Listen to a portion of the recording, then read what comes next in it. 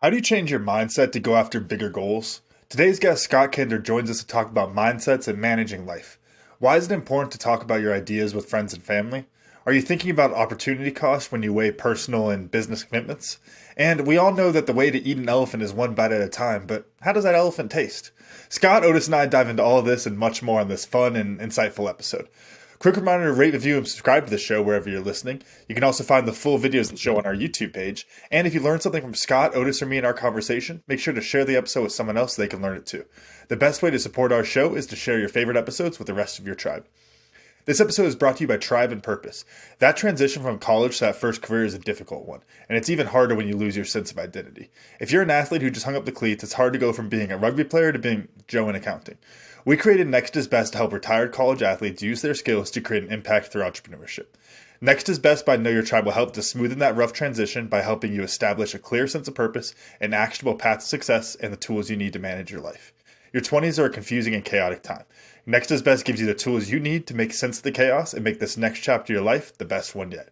You can learn more about Next is Best by Know Your Tribe at findyourpurpose.coach. Now here's Cam and Otis with the show. Hey, welcome to the Cam and Otis Show. We're a father-son business podcast where we talk with other lifelong learners about making an impact and solving big problems and having great guests and great friends, friends of the family, friends of the regiment, friends of the brotherhood. Boy, there's a whole long list of, and earlier today, Scott, just to say hi. Earlier today, I was thinking, damn, what are all the titles that my good buddy Scott has? And I could spend the next 15 minutes going through all these things that Scott is involved in and the roles that he plays from girl dad to soccer player dad to college boy dad to, oh yeah, he's a husband, CEO, founder, you name it. I mean, Scott, how you doing today, brother? I'm overwhelmed now that you told me all the stuff I have going on, so I gotta Oh, I take a know. pause. Oh, crap. Yeah, you're thinking, crap, I don't have time for this. I got a lot of work to do. One caveat, so if Camilla ever listens, I'll say exceptional husband, not just husband. So just to put it in proper perspective. There you go. Yes, Miss Camilla, just want to say exceptional husband as one of his roles. Yes. Yes. Hey, brother, I want to dive into this, and we're talking about this in the green room. I was giving you a little preemptive to start thinking about it. But with all the things that you've done and have going on, the balls in the air, if you will, how are you establishing and maintaining your boundaries so that you have special dad time, you have exceptional husband time, which most of us tend to chip away at because we got much more important things to do. And I say that with air quotes, Miss Suzanne. It's both amazingly complex and super simple at the same time. I just say no to things that I don't want to do. And fortunately, I'm at an age and a position in life now where historically I wasn't in a position to say no. So, in different roles that I had no choice but to deploy, go to training, go to, go to combat, go on, everything that we've done historically, in SF. But and this is one of the things I'm so passionate about when I teach project management or I talk to counseling and coaching clients and more is you don't become debt free out of just a desire or something. You have to be deliberate and say no to things. So I am hyper intentional with my time and my energy and where I put it. I've told you, Otis, 100 times you're in the same situation. I missed so much of Aiden and Dylan, my two older, sons, how much of their life I missed for work and travels and everything else, as did you with your kids. And now that I'm blessed with a 4-year-old, I don't want to miss those things anymore. So I very deliberately choose to show up and be the person. Now the flip side of that is I get frustrated as pissed sometimes when I start feeling sorry for myself that, can you grab me the coffee? Can you come over and color this Pokemon coloring book? Can you do this? Can you do this? I'm like, I'm trying to write. I'm trying to do all these things, but there's an opportunity cost with being deliberate and saying no. But it kind of is that simple sometimes. I How think about I'm because going you said specifically of saying no to things you don't want to do, and then you hinted at the end saying no to things that you do want to do. And I want to talk a little bit about that balance there because I think that's the trickier part is the business venture, the business idea, the coloring book with the kids. Like those are things that you might really want to do and spend that time doing, but then it gets into that opportunity cost. Can you talk a little bit about that It's decision making? yeah, not being level one, Otis, but I fell victim a long time to allowing other people to set my priorities for me, right? And it was a steep learning curve, and I had a team of people delivering tasks on my to do list all the time. And because I'm a pace setter, type A, performing guy, I wanted to sacrifice the things I want to do to get those things done until the epiphany hit me, right? So now, like just to say, I just released another issue of the newsletter, and I wanted to go out yesterday. It's not published by a certain due time, so yesterday I had a crazy day on a bunch of fronts and lots of very troublesome client phone calls. So I pushed the newsletter off to today, and then I want to get it up by 10 a.m. And Reagan, my daughter, wanted me to color, so I colored till 10:30, and then went and finished the newsletter. So it's understanding that not everything has to happen now. And in this instant gratification society that we live and work in, we want success now. We want to have 1 million subscribers on our podcast and YouTube channel now. We want to have, unlimited money in the bank with no debt, and the alternative is to drive Ferrari now. And you just got to show up and put the work in. And if there's one thing I learned at 5th Special Forces Group and being a Green Beret, nobody gives it to you. You got to put the work in, but the work doesn't have to be on their schedule. It just has to be on yours. And if you have the maturity and the experience to dictate those terms, use it and be unapologetic about doing so. I'm going to dive into this just a little bit more with a term that I've always used, and that managing your life. Life is managed, and managing these categories of your life. Did you sit down and purposely say Reagan time, Camilla time, newsletter time, or do you just go with the gut, if you will? What's your heart telling you to do in the moment? How are you being more intentional with it, I guess is a good way of putting it. So there are hard deadline things, right? Like when I run a course, 7 to 9 p.m. Eastern time, I'm running the course, so there is no like, oh, well, she wants me to go color, so I'm just going to tell, 15 students in the course that they have to wait 20 minutes because I'm coloring my daughter, right? So some things are determined for me, and they're much more prioritized. But it's more of, I tell project management students in every course, right? The Picasso fable. Pablo Picasso sitting in a French cafe, and a lady walks by and she goes, "Oh my gosh, you're Pablo Picasso. Can you draw something for me?" So he takes out a napkin and he draws on it, and he hands it to her and says, "That'll be $20,000, please." And she says, "What? That took you 30 seconds?" And he says, "No, ma'am, that took me my whole life." And that's where I'm at right now. Like, I'm blessed that I can figure out what needs to be prioritized over other things, right? I'm blessed to say this, I'm not bragging. I had another potential corporate client show up last night as well, through some energies that I put on things. So when you are intentional and deliberate, newsletter goes away for proposal to new client, right? Because you're not constrained by all the things. And it's project management 101, which I love. And when you understand the constraints alive in every personal life and professional life, and how the confluence has never been greater, good Lord, you start winning, Mm-hmm. That brings me to something that I think I personally struggle with in business, which is my first taste of business is working on the farm. And we always say on the show, Dad, there's always work to be done on the farm. That's the nice thing about being on a farm. There's always something you can go do.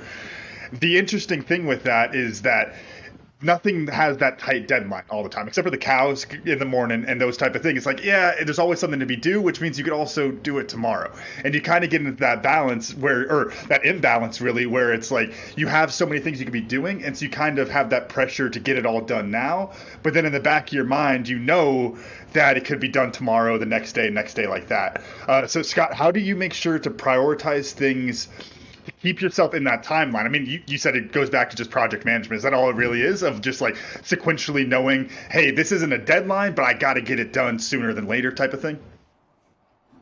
Well, there's a whole other piece to it, which I'm a bit remiss if I don't address right now, which is too many people and really crap executives put off the things that are hard or difficult or that they don't want to do. So they'll always, I'll look on LinkedIn, I'll spend 2 hours on LinkedIn instead of writing that proposal or making that prospecting call. And so a lot of people default to, while being deliberate, they can say, well, Scott, I scheduled 2 hours on LinkedIn today. And I'm going, but you're doing that at the cost of something infinitely more important, which is putting bread on your table and funding the company's operations, right? So too many people lazily fake intentionality and deliberateness by doing easy things that they're comfortable with instead of breaking outside of it. I choose to do almost the exact opposite. If it's something that's uncomfortable, I will attack it first and foremost and put it to the head of my priority list, because I know, I was an 18 X-ray, so I was an SF baby, right? You don't walk off the streets and try and become a Green Beret, and thankfully I was successful at doing so, but you don't do so without understanding there's a hell of a learning curve in front of you. And I got good at being a Green Beret just because I kept showing up and putting the work in, and I got better at video editing, I got better at writing, I got better at website development, I got better at project management training, I get better at all these things. I actually, your dad will tell you, I'm a massive introvert in personal life. All I want to do is have a cigar and talk to people that I know, like, and trust. So whenever I'm teaching or keynote speaking or doing a corporate event or something, I get crazy nervous and I have to go, it's work. Go do work.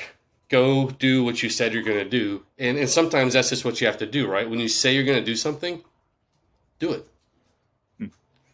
And I want to ask your question because no, it does, and I got to get this out because I've dropped this phrase or reference, and I'm probably butchering it to somebody my age, and they looked at me like I was crazy. Do y'all know the phrase or know where this might come from? Of like eat today's frog or like lick the frog or something about that. Like you got to eat Brian the frog Tracy, for breakfast. Eat that frog. Yeah. Okay, so it is a real Brian thing. I Tracy said it to wrote a buddy about the other day, and I looked crazy. Okay, yeah, you just got to eat the frog, right? It's like when I mentioned in a high school course a couple years ago, I was teaching high schoolers, and I said, well, you guys know the saying, how do you eat the elephant? And everybody looked at me, big eyes, and finally one kid goes, Mr. Scott, is the elephant alive? And I'm like, no, you eat an elephant one bite at a time. And so they're looking at me like I'm out there hunting elephants, with some big, blunderbuss type thing and I'm like, no animals were harmed in the making of this project management course, I promise you. So let's get out of that realm. I want to stick to that metaphor though, the hunting of elephants, in the sense of the big game. Another term that I've used in the past is going bear hunting. I prefer the elephant hunt because, well, I don't know. I've never tasted elephant, but I'm assuming that elephant tastes better than bear. I've tasted bear, kind of greasy, So Yeah.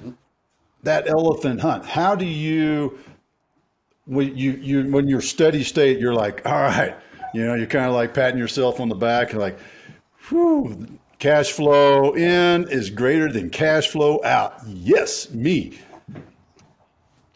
But how do you go to the next level? And that's what I mean by the elephant hunt. How do you you pick up that 458 and you go out and you go hunt that elephant with the 458, the blunderbuster, as you called it, and go get that big thing.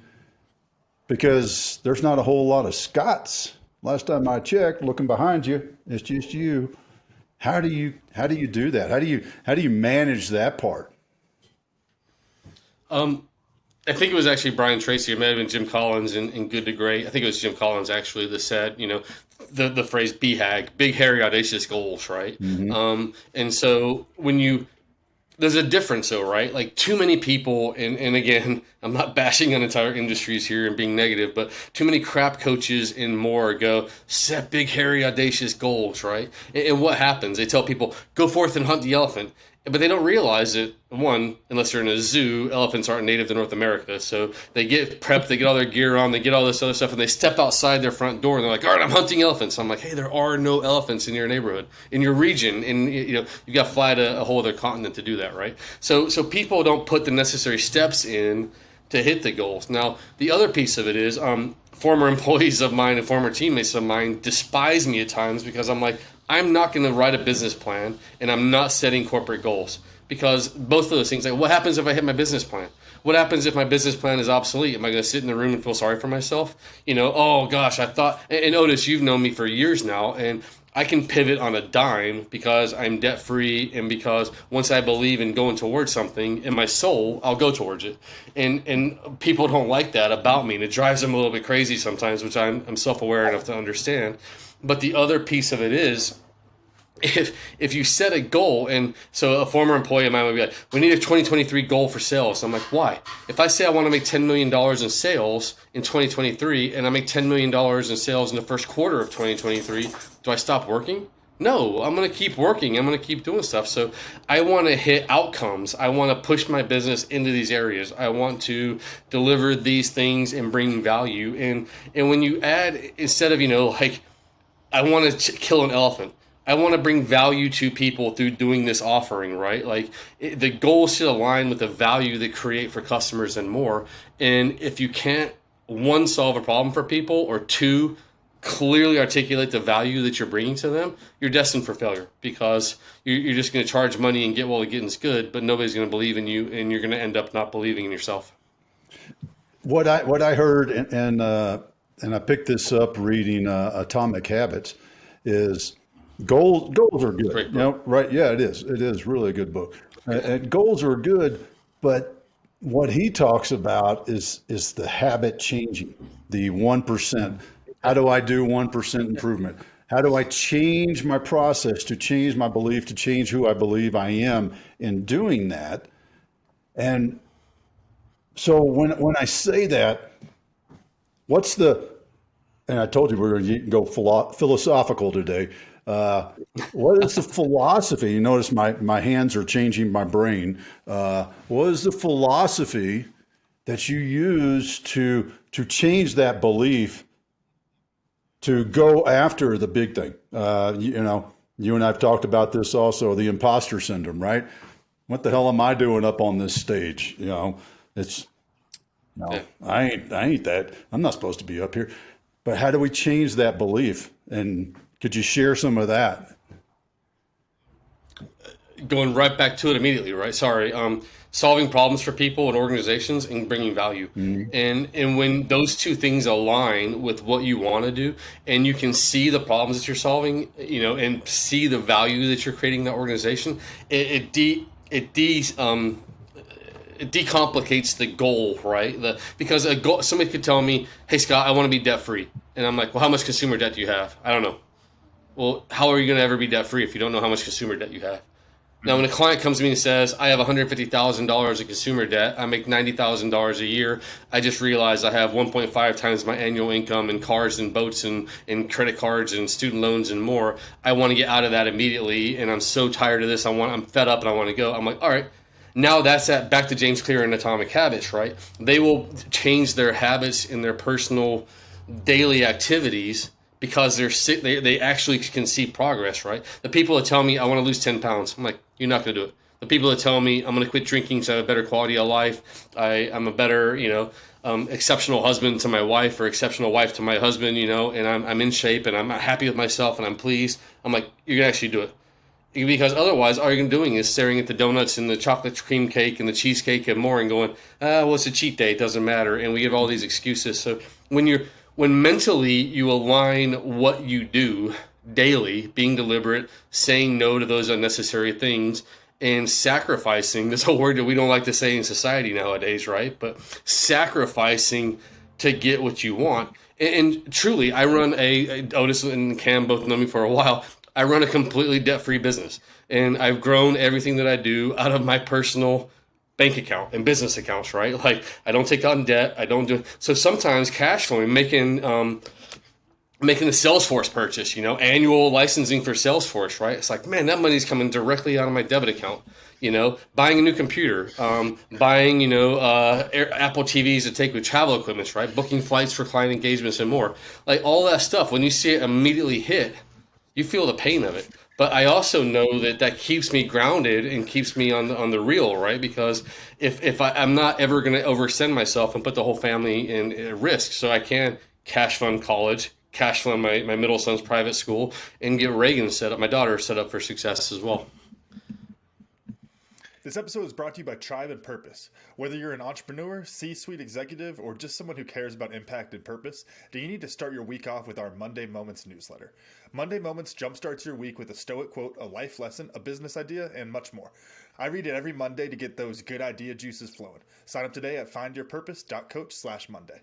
So, And I think one of the things when you talk about going for like the big goals, and I went through this with our producer Norman and coworker Norman, talking Tribe and Purpose stuff for planning 2023. We went out and I put out some projections and things, and he kind of stopped. He's like, okay, well, how are we going to hash these out of if we hit it and if we don't, and going through all these things, because he was thinking back to frankly what I taught him during our Verbi days of going to investors and stuff. I'm like, okay, what's our confidence here and all that, and I kind of stopped him. I was like, I don't think you're really getting it. This is setting a goal, a big, exciting goal for us to work towards. And then what we get out of the year, it doesn't matter as much because we have the goal to work towards. And I kind of was like, look, either we're going to fall short of this or we're going to crush it by like 3 times. That's kind of how this goal is going to work, because we're going to change our habits and we're going to work towards that big goal. But hitting it exactly doesn't matter that much. I think it kind of goes back to the whole concept of like, you work towards perfection, you find greatness. You work towards a $10 million goal. You hit $8 million. It's pretty darn good anyway, even if you didn't quite hit your goal. But what I want to hear from you, Scott, is you talk about like sacrificing to get what you want. And we talked about, feeling that momentum, and that's what keeps the habits going and all those kind of things. Well, what if you're sacrificing and you're not getting the momentum? You're still working towards it, but there's, you're pushing against it and nothing's moving type of thing. How do you keep that momentum going then when you don't physically have it? Mindset. Sorry, Norman, if you're listening to this or editing this or whatever in the future. You're exactly right, Cam, and Norman is absolutely wrong. And Norman is so indicative. Wait, bookmark this point in the show. I got you. So sorry, Norman. Again, love you, mean it. But he's exactly wrong, and so this is what I see all the time, right? The very first time the trouble. So the very first time, the first sign of not hitting this BHAG, right? This big, hairy, audacious goal, or changing your mindset. Everybody immediately marks it up to failure. Oh, it's impossible. I'm not going to be able to do it. I'm just going to quit. And I'm like, no, just fire. So everybody in today's society that I deal with, professionals and type A people, and, I'll use archery, right? I know your dad's a bow hunter guy as well. Everybody expects to be able to pick up a compound bow or a recurve bow or something and immediately just start putting arrow after arrow right there in the bullseye from any distance, any windage, and anything else, right? And I'm going, why don't you just start with hitting the board? And, hit the target and go, right? So the arrows aren't flying into your, neighbor's yard and 2 neighborhoods over and all that. Why don't we just start and then dial you in from there? So when people look at this is my goal only, I'm going, no, it's really this. And then you dial it in, right? And you adjust fire and you move. So, it's bracketing rounds in the military. It's, setting yourself up for success and being able to pivot. Now, when you have debt and you have a team that doesn't believe in you, and one of the things that constrains a lot of, I'll call this projects, is a history of past failures within similar project environments. And I will tell you, I can't count the number of conversations I've had with awesome project managers and teammates of mine who I know, like, and love and respect. And I go, I don't care if we had that idea last year. Things are different now. I don't care if we tried that before. And they go, but we tried to run a conference before. And I'm like, and we are going to run one just when the timing is right. So it's a valid idea when the time is right. And it didn't work out last time. Okay, so, and yet we're still alive. We're still upright. We're still on this side of the ground, right? Like, and we should, I'm a dedicated, devout Christian as well. So when you realize that God put you on the earth to do something, and that passion and purpose aligns with your abilities to do that thing. It's not as if he's telling me to go to, Jerusalem and start, being a beggar and go out to the mountains and, sacrifice my son or something, right? Like the trials that I do every day, like putting out a newsletter and answering emails and proposals and stuff are fairly simple, but again, it's all perspective and it all starts right up here. If what you believe, like Norman, we're never going to hit it. That's too hard. Like, yeah, well, life is hard. It's called work for a reason. It's not called like relaxing time. It's called work. Sorry, Norman. Again, man. Hey, to be fair, I'm the one who taught him that stuff. Saying it with love. I taught him this during our Verbi days, so that's on the teacher here. Well, no, Yeah, well, but I'm how going much to did laugh you at. learn from Verby, right? Like, how much did you, Ken, seriously, how much did you learn from all those experiences? So You know, much, yeah. And it so and I think those things, like, talking about it's like having those goals. What it brings to mind for me is the Stoic phrase, the amor fati, where it's like I work towards this big crazy goal, but whatever happens along the way is okay with me because I'm confident I'll be okay no matter what, even if it's not the goal I think it's going to be. yeah.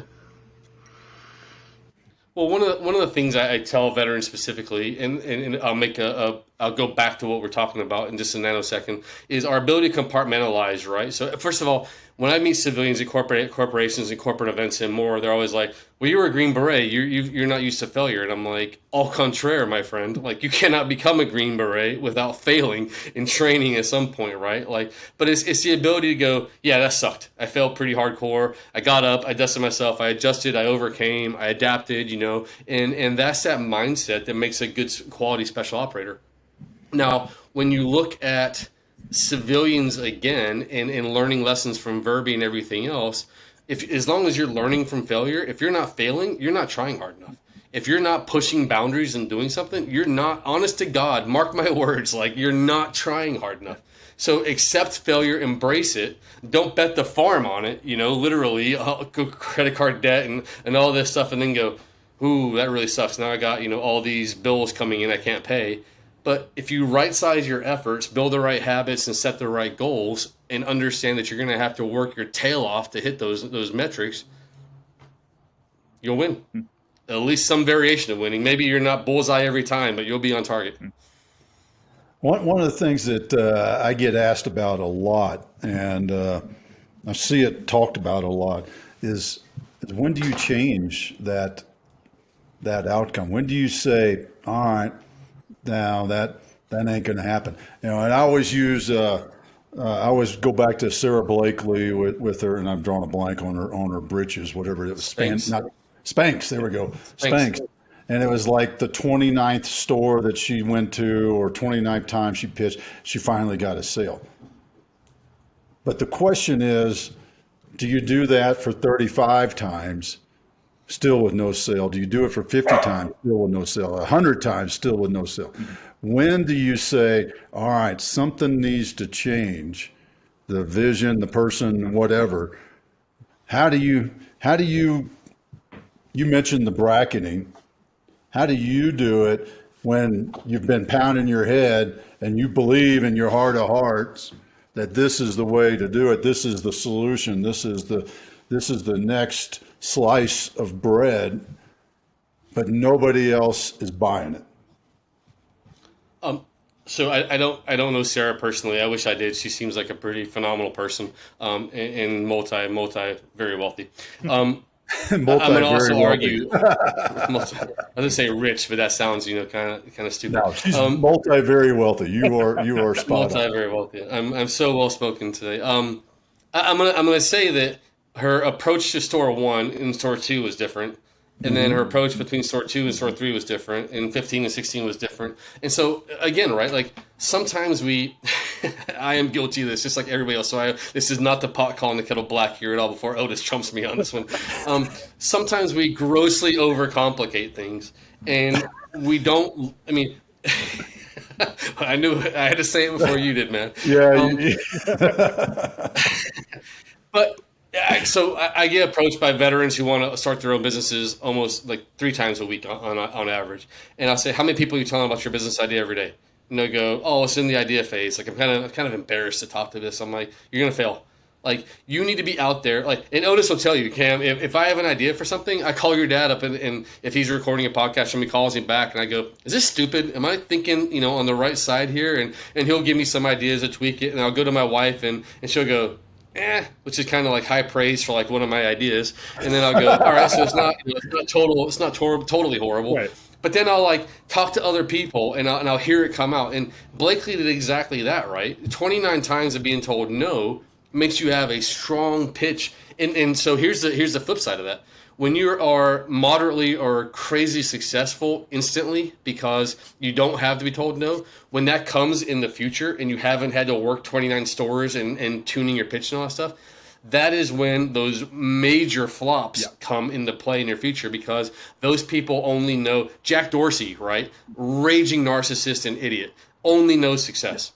But if you look at like Hatching Twitter, he's going to act like he never failed. And yeah, I just threw a gauntlet down to Jack Dorsey on the podcast. Apologies. But if you look at, reading Hatching Twitter and more, that guy is nothing but a class A idiot and moron. Mm-hmm. I'm not talking about political stance or whatever. Like, he is not bright on any level at all. He made it because he was attached to other people. Mm-hmm. And I just say, Jack, if you're listening to this and you want to counter Scott, come on the show. Scott at DOLcoach.com. Come on, Jack. Bring him in. Let's go. Come on the show. That's what I'd say. He's too busy having his ice baths and whatever that he does every day. So being a multi-billionaire. That is such a true statement in the fact of one of my favorite Stoic quotes by Heraclitus. You can never step in the same river twice, because it's not the same river and you're not the same man. So if you think about it in that sense, even unintentionally, I guarantee even unintentionally, from 1 to 2, you say things differently. Even if you're not being intentional in the reflection of how could I do this better, you're still a different person every time. And each time you do it, each iteration, you're changing.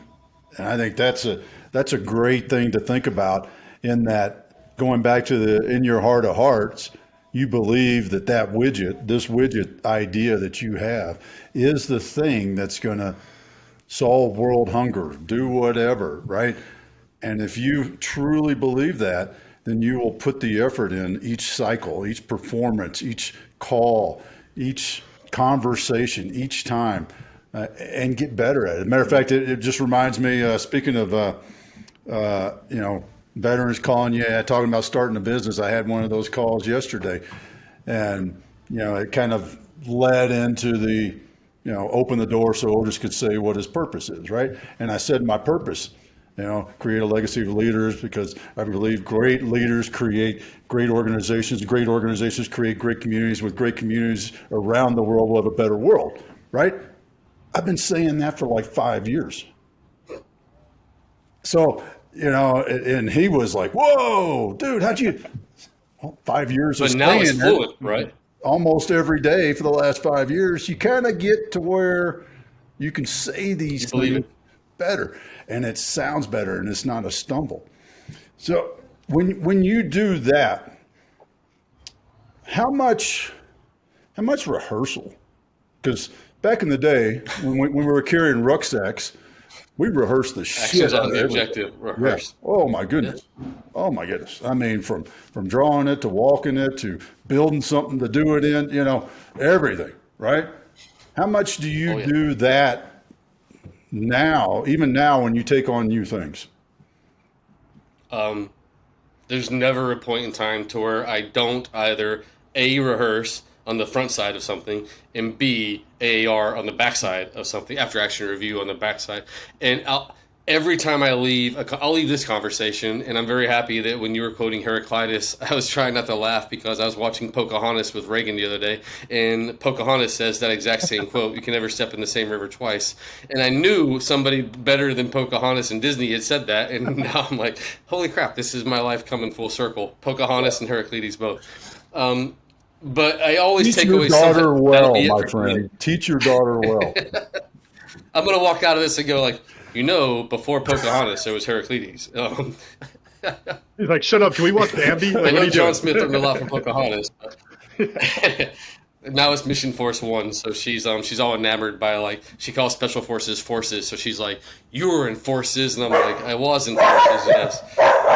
Sorry, bandits go crazy. But so AARs, I AAR everything. 1 second. I got to tell the story because we got the second there, Dad, of you with John Patterson, of just, you were a special force, right? Yes. Yeah. Yep. Oh man, the things that people have. Everybody introduces me all the time as Scott's a retired Green Beret. I'm like, I'm not retired, and they're like, well, Scott's a retired GS-13. I'm like, didn't retire from there either. well, Scott's retired. I'm like, okay, let's kill the retired thing. I'm not retired. I'm not that old.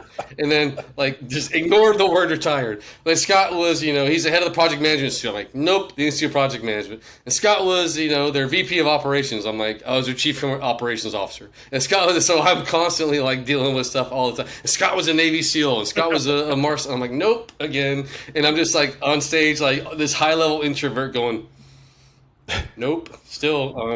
And like churches are the worst, right? When I go into churches and they're introducing it, so oh gosh, it's so bad. But they have a good mission. So, but I AR everything, and I hearse copiously. Minus podcasts, obviously, because I kind of just wing these things as I come on them. So, as you can tell by listening to me. Oh. I think one thing that everybody's like, "There's no rehearsal in this guy." I think an interesting thing I want to get both y'all's opinion on is we talked about, or Scott, you mentioned, like talking about your business ideas and putting them out into the world to get the feedback and those kind of things.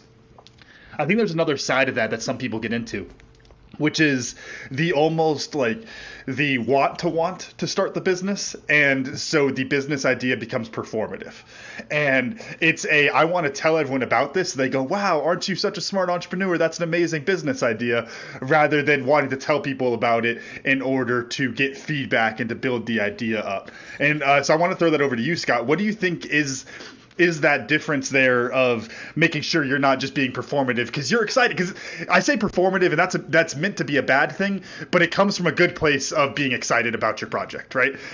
You're being performative, but you're excited, so it's a little bit more forgivable. But how do you make sure you don't cross that line with that negative area? The negative area is you're not solving a problem for somebody. I mean, so if I'm just telling you, hey, Cam, I have this great idea and I'm going to be the next Jack Dorsey. I'll double down on my Jack Dorseys, right? And I'm just going to make myself as much money as possible, and I'm not going to serve anybody, and I'm not going to do anything. I'm going to be, the next, what's the Facebook guys? Mark Zuckerberg, right? Or Jack. I'm just going to be only for me. That is not me at all. Yeah. But, So this will make sense when I finish this very quick story. I've met a new guy has this. I got to be very careful how I say this because I don't want to like punk him out too much, and he'll know exactly what I'm talking about. He's in a very niche industry, and he has a lot of amazing background. Never military, amazing background in some highly valuable areas. So I'm talking to him about. He sold a boutique course to two companies already. And I was like, dude, you should open this up to veterans. It's a missing piece in the veteran transition life cycle and more. And he goes, well, how would I do that? And so we've been wargaming that. And I said, where's your website company name? And he goes, well, I just don't want to have a website there because as soon as I do, what I'm doing is awesome, but it's easily replicable. And I went, yeah, but people aren't going to replicate it because it's work. And people will talk a big game, and they won't do the work. As soon as now the thing that impresses me about this guy, one, he's already made a sale for something, an idea, so he's winning on that battle. Two, he picked my brain for about 3 hours, and then the next day he had a website up. And now there were some errors on some things that he was doing and more, but the next day I told him about those errors, boom, fixed. So he is energized, and he's I call it the fingers to keyboard analogy, right? A lot of people will talk and talk and talk, but at some point, especially in today's society with technology, you've got to put fingers to keyboard and actually produce. And that's where people just do not do the work. And it still becomes talking. And that's why our spouses end up not listening to us, after decades, because if we're never an execution person and we're always just talking, it's the boy that cried wolf, right? It's nobody believes the boy that cried wolf because he kept talking about it. And at some point, like David Allen says it in Getting Things Done, anybody listening to this podcast, great book. It's not enough to look at the stairs. At some point, you got to put your foot on the stair and start walking up the stairs. Yeah. Right? Like you can look at the stairs and go, I bet the view from up there is fantastic. I bet it's awesome. You can see the whole living room. You can see this, like the Pieta, right? And you can see all these stairs. You can see all that stuff. But at some point, you just actually go, thunk, and start walking up the stairs. And those people that have that mindset of, now it's a double-edged side, right? Like Otis will know I'm being self-aware when I say this out loud. I used to act before I fully thought it through. I would just start like, hey, idea, boom, boom, boom, acting and putting fingers at keyboard, right? True story, right, Otis?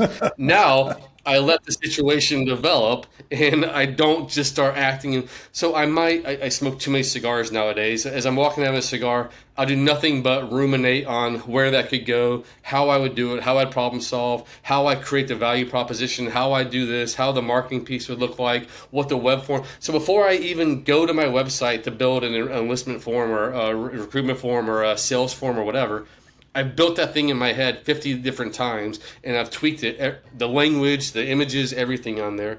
So I'm doing the work in my mind, but I also do it fingers to keyboard. And most people just do it in their mind and ruminate and ruminate and ruminate, and they never actually go to the keyboard and start putting fingers to keyboard. Yeah, it's like, whether it's writing or talking with somebody, like going through that process is how you make the ideas better and how you hash them out and, keep improving on them.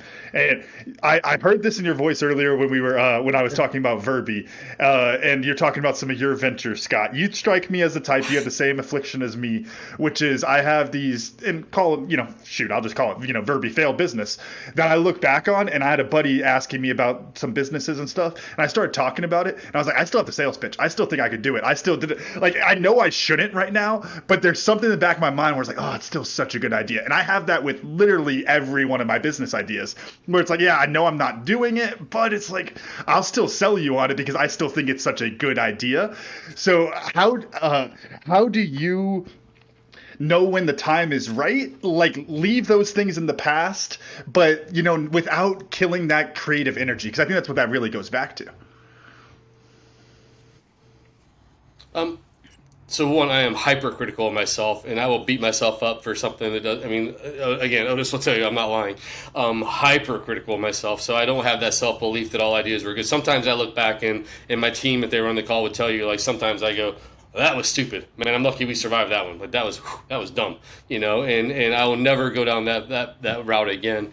I think that there's a little bit as far as I have courses that I sold.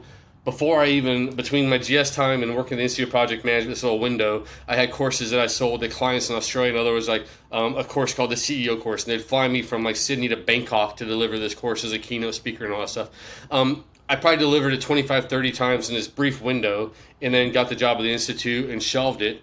I'm bringing that thing back out because there's always the valid times of whatever. And now I look at some of the slides and I go, I can't believe people paid me for those. Like, and I'm a little bit embarrassed, right? I almost want to call some of the clients and go, hey, do you want like a refund or something? I'm surprised you still talk to me because those slides were horrible. But again, gray beard, I've survived, I've done all this stuff, and I look at things.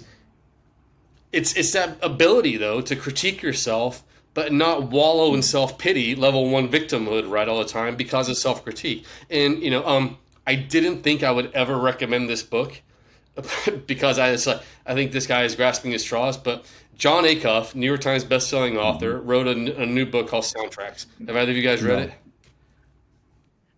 It sounds stupid. The book, the cover looks stupid. The titles and the subtitles sound stupid. I'm a huge John Acuff fan, so John, I love you if you're listening to this and you want to do it. The book was game changing. I'm making Aiden and Dylan both listen to it, and I'm begging my wife to listen to it. Because it's about the soundtracks that we play in our head. And he says, ask yourself if what you're telling yourself, and this is John Acuff's intellectual property, not mine, right? But he said, the very first thing, ask yourself if it's true. Like, what are you telling yourself? Is it true? Am I a failure? No, I'm not a failure. I'm doing other things. I failed in this environment, but I'm not a failure. Is it true? Is it helpful? Is the second one, like, is what I'm telling myself helpful to my daily operations and my daily life? And the last thing, and this one took me a while, I actually paused the audiobook and went and listened to the audiobook if you have an Audible account, because John's voice and sarcasm shine throughout it, and it makes it really enjoyable to listen to. But I actually paused it. The third one is it kind? And I went, kind? What the hell does kind have to do with anything? This is business. This is life, And then I went, true, helpful, kind, the things that we tell ourselves. And if it's not, start replacing those soundtracks with other things, building those neural pathways into other areas. And the book is incredibly well researched. It's not just John sitting in a coffee shop, like pondering about, soundtracks and stuff. It's phenomenal. It's a game changer book. Again, I'm having my kids read it. So I didn't think I would like it. But if you ask yourself, so going back to your Verbi comment, Camden, is it true that Verbi was this or that? Is it helpful? Is it kind in what I want to do? And change those soundtracks about how you believe. And if you take a mental second to ask yourself those three simple things, you'll change your whole thinking, and you'll quit beating yourself up a little bit. Because we say things to ourselves that we wouldn't tell people that we hate more than anybody else in the world. We say things to ourselves all the time. I'm a failure. I'm this. I'm not that. I'm not an exceptional husband. Well, we all know that's false. So all these things. 3 exceptional husbands right here. Lie. I was getting serious there for a minute, so I just wanted to tie a bow back and going on that. Well, I want to take all this that we've been talking about, this foundational principles, which have been great lessons, great thoughts to apply. But I want to know where you're launching to. You gave a little snippet, the CEO course coming back. What else is going on? What's happening in the future with DOL Coach and Scott? Lots. So the good idea is, right, Otis? The good idea is that Otis is like, man, the phone never stops ringing from this guy. One day he's going to block my number and I'm going to be screwed. So we're getting into like professional development forums and more. Like it's a not well known fact, but all Green Berets are actually teachers, and it's actually in our creed that we'll go anywhere our nation requires and teach and fight. So a good quality Green Beret is not just a quality, barrel-chested freedom fighter, door kicker, and freedom fighter that way. Is also a teacher, and we do stuff through, linguistic barriers and more. So, going back to wanting to teach and develop and professionally develop others and give voice to, I was blessed to be able to go to the Dave Ramsey influencer event, and Otis will tell you, I was like, I'm not an influencer. Like, why am I being invited to an influencer event? Like, what am I, like some, Instagram person with filters and stuff now? Like, I'm not an influencer at all. But then, true, helpful, kind, I am an influencer. And I get to influence those in my networks every single day. And God has given me the grace and the ability to do so. So we're launching referral groups for small, medium business owners that want to grow in the different realms. We're launching transition forums for military that can come 100% free into a transition forum and share their needs and wants and desires, fears, everything with those who have already transitioned or those intent on helping them transition, showing the pathway to different doors, because I am incredibly well versed in that field. And yet every time I talk to your dad, I found another new offering out there. Or every time I talk to somebody, they go, have you heard of this? And I'm like, no, I haven't. Let's figure out if that's true. And so referral groups, transition groups, and then we're also going to be bringing people into networking groups. So if you're looking at practicing networking for jobs and more, and not some Google Jack Dorsey type of question of you're 2 centimeters tall and you're stuck in a blender, what are you going to do to get out, right? Like, no, relevant, honest questions to set you up for success, because that's what I'm all about, is adding value to people and making them as successful as they can be. Oh, I love it. Love it. And if I was 2 centimeters tall and I was stuck in a blender, the little graduated lines that are inside the blender, I just use those as a ladder to get out. Pretty simple. I don't know about you. The blender doesn't, spin against the walls of the glass, by the way, so you can just kind of hug it's kind of central. I was going to say, you get on the blade and the momentum and you can launch out or something. I don't know. I'm not good at this. Lasso the blade and hold it down. Have you guys watched Nick Palmisano from Ranger Up, the West Pointer and Ranger captain? He's got a mock interview clip. I'll have to send it to both of you guys. It's kind of hard to find, shockingly, but it's he's in a mock interview as a veteran with veteran-friendly recruiters and hiring people, and they're saying things like, well, you're much different than we thought you'd be. And he's like all dressed up in a suit and all this stuff. And then at the end of the interview, they say, what'd you do with a brick and a sheet? We have to ask you this creative. Should we even ask him? Like, he's already pretty much got the job. And so immediately, like, he goes into like his true personal, like, I'd wrap the brick around my wrist with the sheet and I just punch people, and I could parachute in and throw the brick at people and wrap the brick in. And so they're cringing, right? But it's a hilarious video. And that's what we want to save people from, are those, kind of like, be a little more self-aware. And again, understand that there are words like empathy out there. They aren't fearful for you, that have an empathy, and understanding empathy and sympathy. Understanding, like what people are out there, that you're going to be with civilians, dirty civilians or whatever, right? And they're going to look at you like a Green Beret, and overcoming those objections and perceptions and more. Just get over yourself. Set yourself up for success. Yeah, well, I had a different what did I learn? But thanks to the brick in the sheet, I'll be thinking about that all day long. What I would do with a brick in the sheet. I'd be willing to bet I'll tick off 80-90% of the ones that he says in the video. It's true, Nick Palmachano. Yeah. I open mouth laugh every single time I watch it. I'll find it and I'll share it with you guys. It's what you do the brick in the sheet, and so funny. So kudos, Nick Palmachano. I gotta say, in the spirit of this honest and discussion, one of my interview questions for Verby was, how many different things could you do with a brick? Just the brick, no sheet, but how many things could you do with the brick? And best answer I got was somebody saying they could take chip away at it and make a piece of art and sell it. And I was like, see, there we go. We got something there. So I don't know what I was testing for, but a couple people passed it. Somebody told me, I asked the same question one time years ago in Australia, and somebody told me I would ground it up and make makeup, and I went, I don't want to work with you anymore. Sorry, like super creative, but I don't want brick makeup. And you're a dude, so you're gonna for the first answer, dang. Sorry, probably too soon after the parentheses on LinkedIn. You learn a lot about people with some random questions, though. That's the truth. Oh yeah, you do. Camden, what'd you learn? We were talking about failure, and it's really, you have the option. We see it all the times in sports. It's you can fail now or you can fail later. You can have an undefeated season and lose in the championship, or you can lose your first game and learn that lesson so you can play better later on. And I think that's what it comes down to. Don't be scared of the failure. Don't make your identity success. Make your identity the hard work, because the failures are going to come. But if your identity is success, then the failures are going to be fatal. And if not, you can keep moving forward and make progress. Awesome. How about you, Scott? What'd you learn? I learned that Pocahontas reads Heraclides. So who knew that you can't step in the same river twice? I also know that I probably shouldn't call out like billionaire celebrities on a podcast. You got a lot of billionaires back to haunt me at some point, but nonetheless, I gave kudos to Sarah Blakely and a lot of billionaires out there. So everything with you guys is learning. I thoroughly enjoy these because I take away different things every time. I mean, yeah. Awesome. Well, how do folks find you, Scott? What's the best way to get in contact and learn more about DOL Coach? DOLcoach.com. So Delta Oscar Lima coach.com. Despite my competitors putting out paid advertisements, if you search for the term DOL Coach on Google, which is one of the reasons I also don't use Google anymore, it also is my URL. So DOLcoach.com. Perfect. Man, I do appreciate your time. Always great to hang out with you, Scott, and have you here and just dive into things with you. Thank you. No, appreciate it, brothers. Thanks, guys. All right, thank y'all for listening to the Cam and Otis Show, and a special thanks to our guest, Scott Kinder, for joining us today. If you enjoyed today's episode, make sure to pass it along to someone else so they can enjoy it too.